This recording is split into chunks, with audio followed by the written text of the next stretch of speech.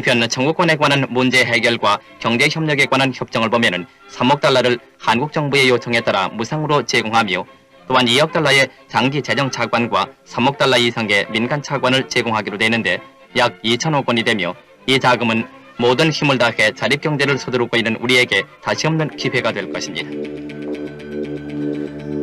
무상 3억, 유상 2억 달러. 1965년 한일협정 이후 일본으로부터 들어온 청구권 자금인데요. 다시 일본에 갚아야 할 유상 2억 달러를 제외한다면 실질적으로 받았다라고 할 수 있는 액수는 3억 달러죠. 우리는 종종 이 3억 달러가 마치 통장에 입금되듯이 단번에 현금 지불된 것처럼 오해하는 경우가 많은데요. 실제로 한일협정 자금은 단 한 푼도 현금으로 지불된 적이 없습니다. 현금으로 지불된 적이 있긴 있네요.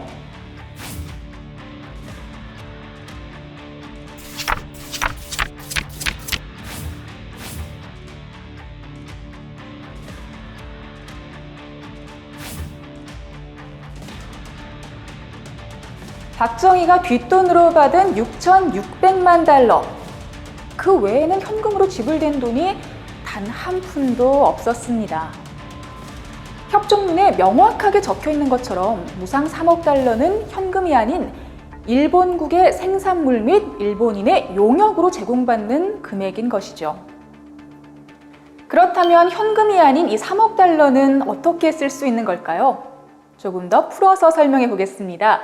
여기에 청구권 자금을 사용하려는 한국, 일본 기업, 그리고 일본 정부가 있습니다. 먼저 한국이 필요한 사업들을 수행해줄 일본 기업과 계약을 합니다. 그러면 그 계약을 토대로 일본 정부는 사업을 맡은 일본 기업들에게 자금을 지불하죠. 돈을 받은 일본 기업은 자기네들의 이윤에 맞는 자재와 인력을 꾸려서 한국으로 들어옵니다.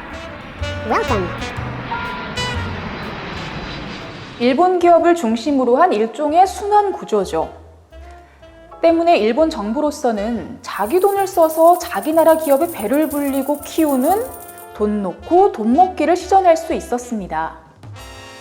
결국 일본이라는 나라 자체가 보는 손해는 사실상 제로라고 봐도 무방한 거죠.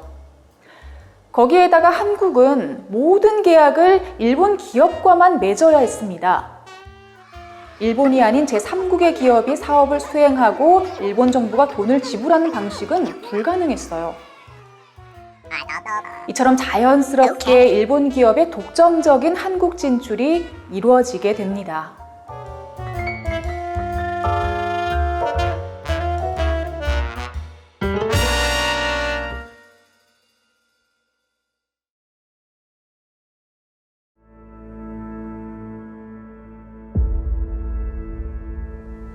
이런 한일협정의 허점을 누구보다 잘 파고든 한 일본 기업이 있어요. 바로 미쓰비시 그룹이죠.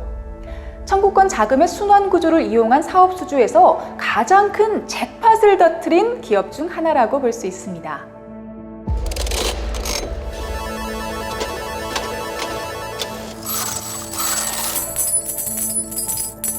미쓰비시, 한 번쯤 들어보셨을 거예요. 일제의 침략 전쟁에 발맞춘 군수 산업으로 아주 크게 성장한 기업이죠. 식민지 당시 이 미쓰비시가 운영하는 군수시설, 조선소, 탄광 같은 곳에는 10만 명에 달하는 조선인들이 강제 동원됐습니다. 한마디로 전범 기업의 표상이죠. 미쓰비시가 관여한 대표적인 사업으로는 포항제철 건설, 당인리 발전소 건설, 서울 지하철 사업 등을 꼽을 수 있습니다. 특히 포항제철 건설에 투입된 청구권 자금은 유무상을 합쳐 1억 2천만 달러에 달했습니다. 이렇게 막대한 규모의 사업들을 도맡으면서 짭짤한 이윤을 챙겼던 거죠. 핵심적인 기술력, 원자재는 일본이 독점하면서 한국은 생산과 노동력을 전담하는 하청국가로 전락시키는 경제적 종속 전략을 미쓰비시는 채택했던 겁니다.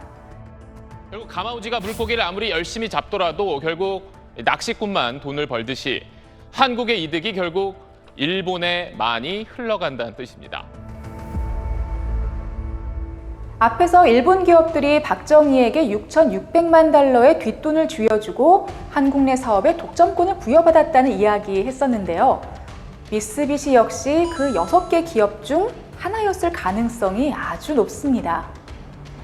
2015년 8월 15일 한겨레 신문은 1960년대 당시 미쓰비시와 박정희 사이에서 중재 역할을 했던 박재욱이라는 사람의 증언을 실었는데요.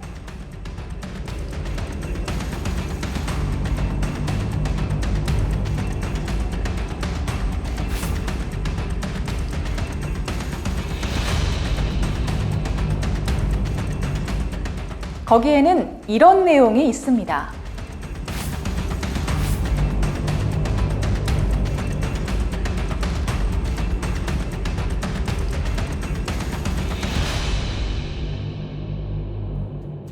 정리하자면 100만 달러를 미쓰비시로부터 받았고 당연히 발전소 건설 사업을 미쓰비시에게 넘겨줄 때 그 결제 대금으로 얹어서 갚았다.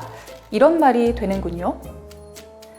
1963년 100만 달러를 줬다는 CIA의 기록이 또 한 번 주목되는 대목인 것 같습니다. 이런 걸 보면 사실상 미쓰비시가 한일 양국 빌런 연합의 중개업자 역할을 자처했다고도 볼 수 있겠네요.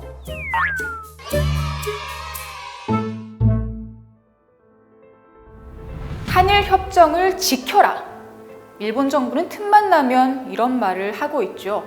식민지 가해국이 협정문을 흔들며 피해국을 압박하는 이 어이없는 모양새만 봐도 이 한일 협정의 성격이 어떤 것인지 알 수 있을 것 같습니다.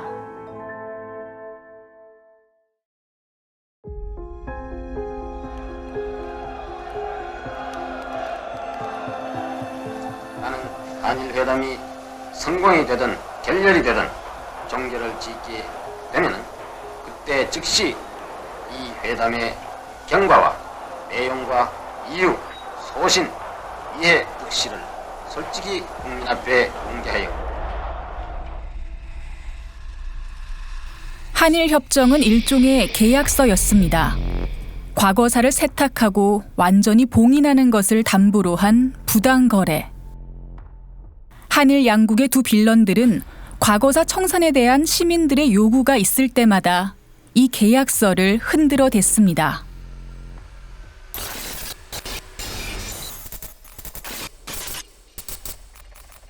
특히 피해자들을 농락한 한일 두 빌런의 티키타카는 절묘했습니다.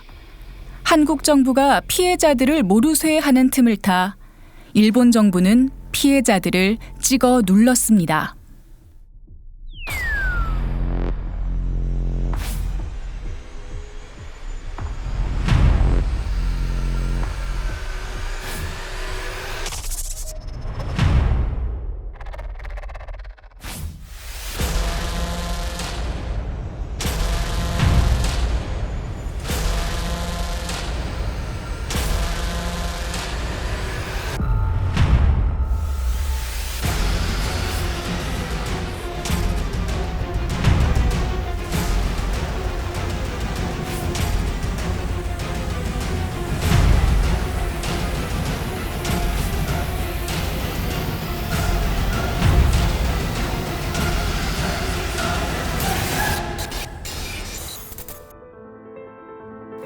한일 협정이라는 이름의 올가미.